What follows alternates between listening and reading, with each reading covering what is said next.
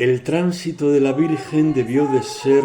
un encargo de Ludovico III Gonzaga en 1457 para la capilla del Castillo Ducal de Mantua y formaría parte de un retablo o de un conjunto de pinturas colocadas en la cabecera del oratorio.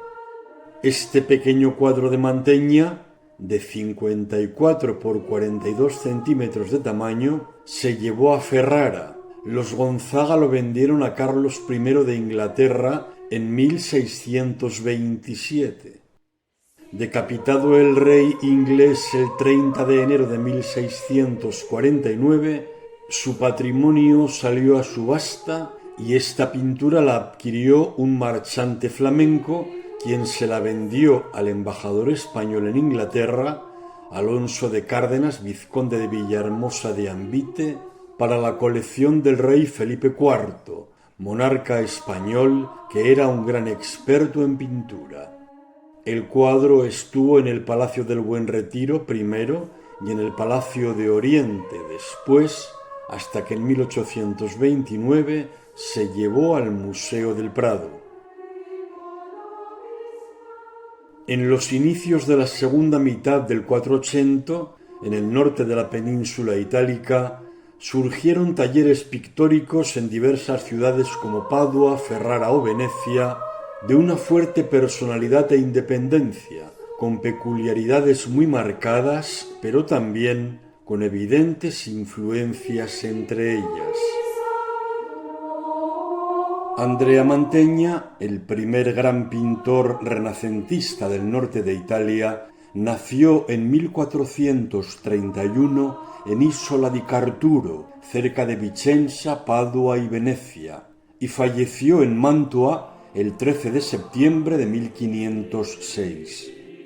Relata Vasari que, como Giotto, trabajó como pastor en su infancia. A los 10 años de edad ingresó en el taller de Francesco Squarcione, un pintor y anticuario de Padua, quien transmitió a Mantegna su interés por la antigüedad clásica grecorromana y le adoptó por hijo, pues su padre, de oficio carpintero, había fallecido. Junto a este gusto por el rescate arqueológico de piezas que tienen una significativa presencia en sus pinturas, el influjo del escultor Donatello, de los pintores Paolo Uccello y Piero della Francesca y de la pintura veneciana forjaron su estilo. La obra de Donatello, Uccello y della Francesca la conoció en Padua, y la influencia veneciana le vino directamente por parentesco, pues se casó en 1453 con Nicolosia, la hija de Jacopo Bellini, por lo que la familiaridad con la obra de su suegro y de su cuñado Giovanni fue total. Estas influencias artísticas las asimiló Mantegna en un ambiente paduano impregnado del influjo de su universidad, uno de los focos humanistas más importantes de la época, por la presencia de profesores como Guarino de Verona, Giovanni Marcanova, Ciriaco d'Ancona o Felice Feliciano de Verona, entre otros. Estos fundamentos formativos forjaron un estilo pictórico en Mantegna que se basó en el interés por lo antiguo, con elementos arqueológicos que incorpora en sus obras, en el tratamiento plástico y rotundo de las figuras, perfiladas con vigor, como si fueran estatuas labradas en piedra, con una evidente obsesión por lo grandioso, en el empleo de un colorido sobrio, aunque rico en matices, en la creación de complejos ámbitos espaciales en perspectiva, a menudo tratada con un punto de vista bajo, lo que hace que las figuras parezcan aún más monumentales. En 1448, cuando tenía 17 años, se separa de su maestro y padre adoptivo y recibe el primer gran encargo, la decoración de la capilla Ovetari en la iglesia de los Eremitani de Padua, en la que también participaron otros pintores, si bien Mantegna acabó responsabilizándose de la mayor parte. Quizá contrariado por la emancipación de Mantegna, su maestro y padre adoptivo Squarcione, al ver el trabajo de su discípulo en la Capilla Ovetari, concluido en 1456, despreció su labor afirmando que las figuras que pintó se parecían más a las estatuas antiguas que a los seres vivos. Tras el éxito de las pinturas de la Capilla Ovetari, destruidas casi en su totalidad en la Segunda Guerra Mundial, Mantegna recibió el encargo del retablo de San Zenón de Verona, en el que trabajó entre 1456 y 1459. En 1456, el marqués Ludovico Gonzaga de Mantua le ofreció ser el pintor de su corte. Ludovico, como buen príncipe del Renacimiento, era consciente de la relevancia que tenía la imagen, el arte, como valor político, por lo que en su mandato contó en su corte con artistas tan selectos como León Bautista Alberti, Luciano Laurana, Luca Fancelli o el propio Andrea Mantegna. En 1460 Mantegna se instaló en Mantua pintando para la familia Gonzaga, primero para Ludovico y luego para Federico y Francesco. Entre otras obras, en Mantua dejó uno de los grandes conjuntos murales del Quattrocento, la Cámara de los Esposos del Palacio Ducal, realizado en los años 1473 y 1474, retrato colectivo de la corte de los Gonzaga, donde logró fundir pintura y realidad con juegos de perspectivas fingidas que tan amplia repercusión tuvieron posteriormente hasta el barroco. Fue reclamado por el Papa Inocencio VIII en 1488 para acometer algunas obras en Roma, previo permiso favorable de Francesco Gonzaga. De vuelta a Mantua, trabajó para Isabela d'Este, esposa de Francesco. En los últimos años del siglo XV, Mantegna acentuó el patetismo trágico y la dureza formal de sus figuras, como se aprecia en el Cristo muerto de la Pinacoteca Brera, con el llamativo alarde de su acusadísimo escorzo y la adustez de la expresión de las Santas Mujeres, o en el San Sebastián del Louvre. Mantegna fue sepultado en la iglesia de San Andrés de Mantua. Sobre su tumba figura un busto en bronce, autorretrato del artista. El tránsito o dormición de la Virgen podría haber formado parte de un encargo de Ludovico Gonzaga para la capilla del Castillo de San Jorge, junto a otras tablas que formarían un pequeño retablo, al que pertenecerían también las escenas de la adoración de los magos, la circuncisión y la ascensión en los Uffizi, que forman actualmente un tríptico compuesto después de desmantelado el retablo, así como el descenso de Jesús al limbo de la colección Frick de Nueva York y la resurrección en la Academia Carrara de Bérgamo, así como quizá otras tablas perdidas. Y es que, desaparecida la capilla por la ejecución de una nueva por el duque Guillermo Gonzaga en la segunda mitad del siglo XVI, la pequeña pieza de altar fue desmembrada. Incluso la propia tabla del tránsito fue mutilada, pues le falta la parte superior en la que bajo una bóveda estaba representado Jesucristo con el alma de la Virgen rodeado de ángeles. Parte de este fragmento se custodia en la Pinacoteca de Ferrara.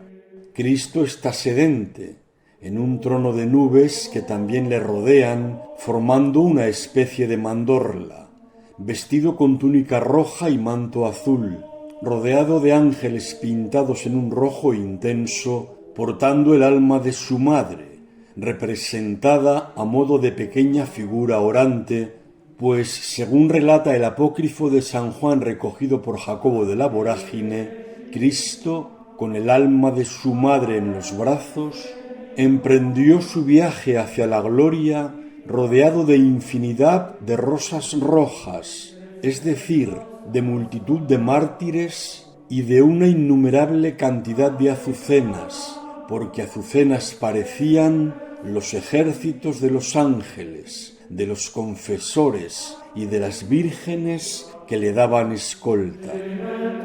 A pesar de que la solemne proclamación dogmática de la Asunción de la Virgen María al cielo en cuerpo y alma es de 1950, con la Constitución Apostólica Munificentissimus Deus de Pío XII, la tradición, el sensus fidei, ya suponía este hecho prodigioso. Las mismas fuentes textuales que tuvieron una gran influencia en la iconografía así lo relatan. Por ejemplo, en el apócrifo reproducido en la leyenda dorada se puede leer: los apóstoles prosiguieron su marcha hacia el lugar en que María debería ser sepultada. Al llegar a él, depositaron su cuerpo en el monumento indicado por Cristo, y ateniéndose a lo que el Señor les había dicho, permanecieron allí 3 días, al cabo de los cuales presentóse Jesús ante ellos, acompañado de numerosos ángeles. Jesús les preguntó: ¿qué gracias y honores a vuestro juicio debo otorgar a la mujer que me dio el ser? Los apóstoles respondieron: a tus siervos les parece justo que así como tú, venciendo el poder de la muerte, resucitaste y eternamente reinas, así también deberías resucitar a tu madre y colocarla perpetuamente a tu derecha en el cielo. Como a Cristo le pareciera muy bien esta proposición, el arcángel Miguel presentóle inmediatamente el alma de María. Él entonces la tomó en sus manos y dijo: levántate, madre mía, porque ese santísimo cuerpo merece quedar inmune de la desintegración que se produce en el sepulcro. En aquel instante, el alma de María se aproximó a su cuerpo y éste, vivificado nuevamente, se alzó glorioso, salió de la tumba y, aclamada por infinidad de ángeles, subió a los eternos tálamos. La dormición o tránsito de la Virgen, la coimesis, representada con cierta frecuencia en el arte, no se trata en los evangelios canónicos, sino que está tomada de los evangelios apócrifos y del relato de la leyenda dorada de Jacobo de la Vorágine. La leyenda dorada, basándose en el apócrifo de San Juan Evangelista, relata que un ángel, el mismo arcángel Gabriel de la Anunciación, según el apócrifo del pseudo Juan el Teólogo, anunció a María que se reuniría con su hijo dentro de 3 días y que por deseo de la Virgen los apóstoles estarían con ella en el momento de su muerte. Al anunciarle el ángel a María que sus días en la tierra llegaban a su fin, le entregó una palma traída del paraíso que debería llevarse abriendo el cortejo fúnebre y depositarse sobre su féretro. Los apóstoles dispersos por el mundo predicando el Evangelio, para cumplir la voluntad de la Madre de Jesús, fueron milagrosamente llevados entre nubes junto a la Virgen para poder despedirse de ella antes del tránsito. La escena en esta versión de Manteña, ambientada en un lujoso interior, recuerda a la que está representada en los mosaicos de la bóveda de la capilla Mascoli de la Basílica Catedral de San Marcos de Venecia, diseñada por Andrea del Castaño, si bien la arquitectura que aparece en San Marcos es mucho más aparatosa y la disposición de las figuras menos conseguida. Con 9 de los apóstoles, salvo San Juan y San Pedro que están en la cabecera, situados a los pies del lecho apelotonados. En el tránsito de Manteña, la Virgen María está tumbada en una cama revestida con una rica colcha de terciopelo rosáceo, ocupando el centro de la composición en la parte baja del cuadro. La Madre de Jesús es una anciana con el rostro surcado de arrugas, pues no en vano, según San Epifanio, tenía 72 años en el momento de su asunción, ya que tuvo a Jesús con 15 y le sobrevivió 24. Más joven la hacía la tradición de la historia eclesiástica al asegurar que desde la ascensión de Jesús hasta la asunción de María solo pasaron 12 años. La Virgen tiene los ojos cerrados y las manos cruzadas sobre el vientre. Su aspecto es de placidez. Como vestimenta lleva una túnica rosácea y un manto azul con reflejos dorados. A su alrededor, de forma armónica, se disponen los apóstoles, de porte majestuoso y ofreciendo una sensación de volumen de fuerte rotundidad. Los objetos que portan, cirios, incensario, libro de difuntos, la palma ofrecida por el arcángel, rinden homenaje a la Madre de Jesús. Todos ellos tienen una expresión circunspecta. Los apóstoles son 11, pues sustituido el suicida Judas Iscariote por San Matías, según los relatos apócrifos, falta Santo Tomás, atareado y concentrado en evangelizar en las lejanas tierras de la India, y al que le fue imposible acudir a tiempo al tránsito de la Madre de Dios al cielo. Sin embargo, sí estaría San Pablo, según testificó Dionisio en su libro Los nombres divinos, y que podría identificarse con el personaje situado junto a San Pedro a la izquierda. De los 11 apóstoles presentes, todos nimbados en forma de disco dorado, solo pueden identificarse con seguridad a San Pedro y a San Juan. Preside la escena San Pedro, calvo y barbado, canoso, con capa pontifical, dirigiendo la oración que lee en un libro como oficiante principal de la ceremonia fúnebre. San Pedro está recitando el Salmo 113, In éxito Israel de Egipto, aleluya.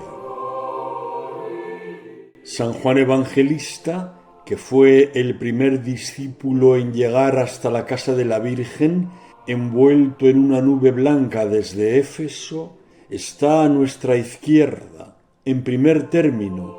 portando en su mano derecha el ramo de palma que el ángel había traído del paraíso en su mano y que había entregado a la Virgen en el mismo momento de anunciarle su inminente tránsito.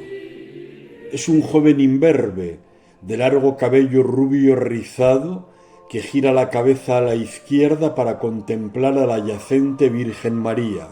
Luce una túnica verdosa con reflejos metálicos y está calzado con sandalias. Flexiona ligeramente la pierna derecha hacia atrás, marcando un ligero contraposto, como indicando que está acercándose al lecho para ocupar el espacio que deja libre el apóstol turiferario a su izquierda, y con la palma en la mano dirigirse a Pedro ofreciéndole el privilegio de que la llevara en el cortejo, según relata la leyenda dorada con estas palabras: Pedro, puesto que el Señor te otorgó el primado sobre nosotros, te confió el cuidado de sus ovejas y te constituyó como príncipe y cabeza de los demás apóstoles, a ti te corresponde presidir este cortejo, caminando delante de todos y llevando en tus manos esa palma.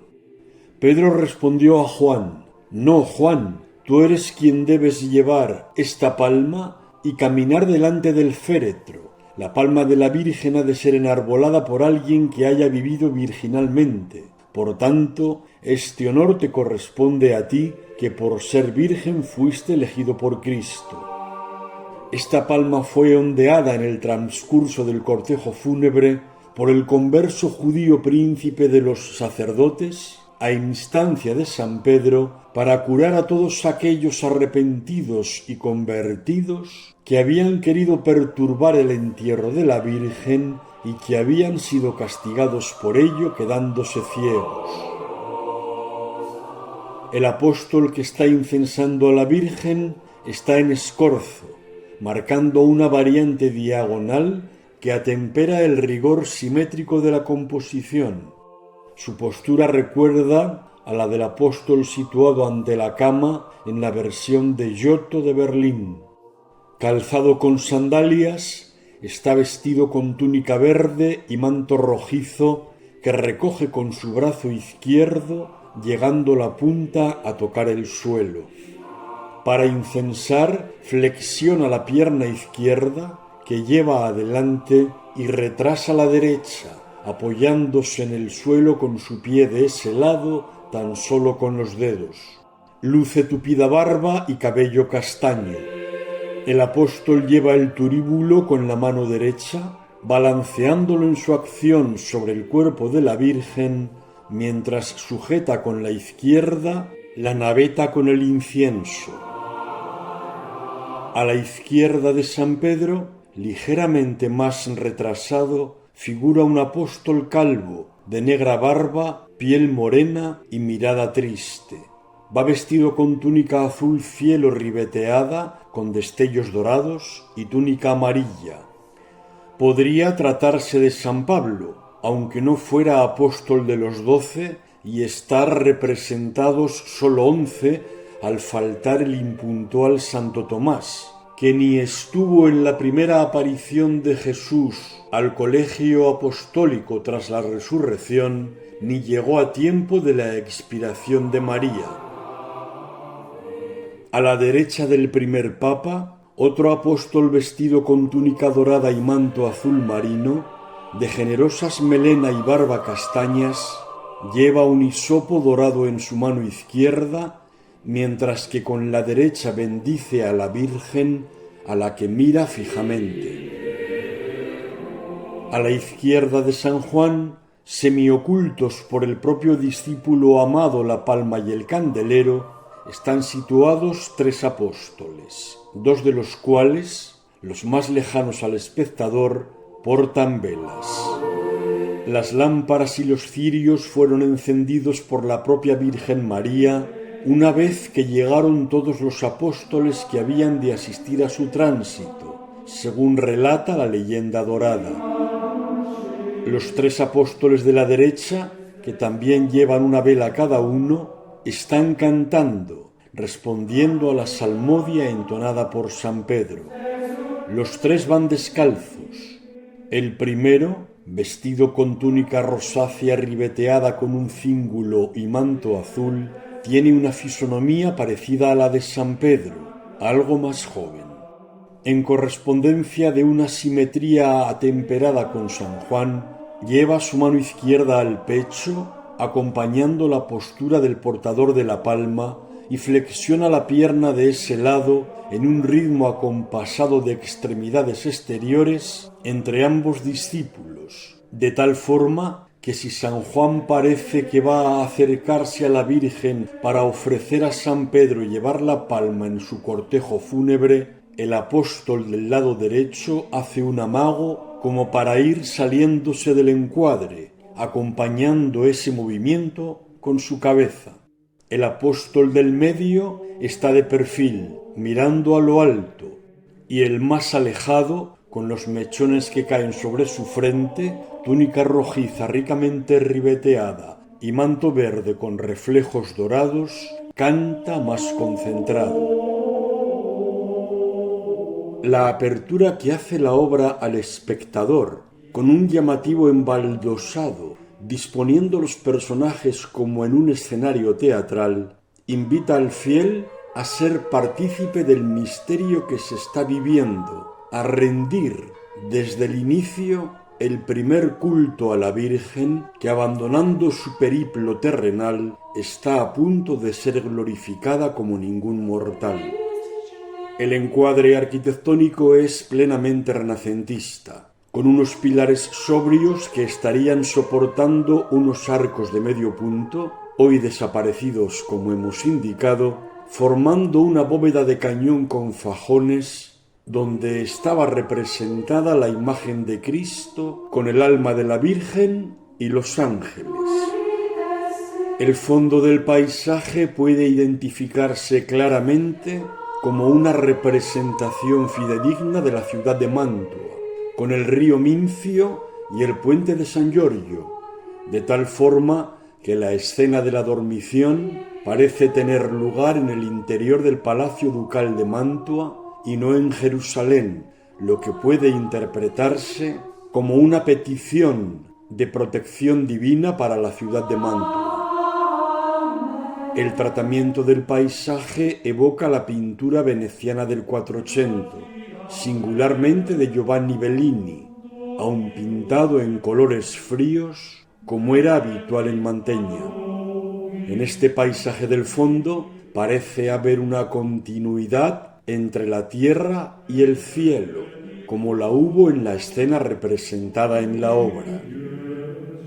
La composición es equilibrada y casi estrictamente simétrica, ponderada, tan solo alterada por las diagonales que marcan el apóstol en escorzo situado delante del lecho en el que está tumbada la Virgen y el trazado del puente de San Giorgio sobre el río Mincio.